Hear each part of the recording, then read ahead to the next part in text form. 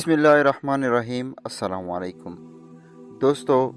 उस्ताद ने अपने शागिर्दों से पूछा, अगर तुम्हारे पास 84,400 रुपये हो और कोई डाकू इनमें से 10 रुपये छीन कर भाग जाए तो तुम क्या करोगे? क्या तुम उसके पीछे भागकर अपनी लूटी हुई 10 रुपये की रकम वापस हासिल करने की कोशिश करोगे, या फिर अपने बाकी के बचे हुए 86,390 रुपये को हिफाजत से लेकर अपने रास्ते पर चलते रहोगे?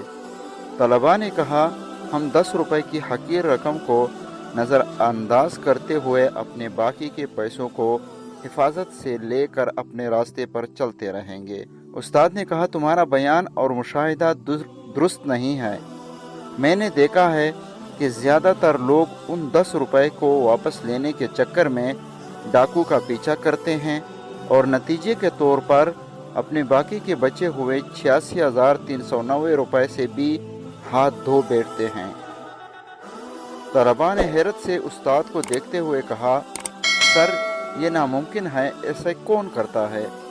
उस्ताद ने कहा, ये 86,400 असल में हमारे एक दिन के सेकंड हैं। किसी 10 सेकंड की बात को लेकर या किसी 10 सेकंड की नाराज़गी और गुस्से की बुनियाद बनाकर हम बाकी का सारा दिन सोचने, जलने और कुड़ने में गुजार कर अपना बाकी का सारा दिन बर्बाद करते हैं।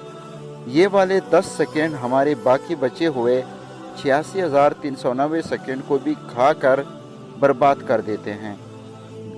दोस्तों, बातों को नज़रअंदाज करना सीखिए। ऐसा न हो कि आपका कोई वक्ती इश्तिआल नाराज़गी आपसे आपके सारे दिन की ताकत छीन कर ले जाए। माफ़ करना सीखिए, भूल जाना सीखिए और आगे बढ़िए। शुक्रिया। वस्सलाम।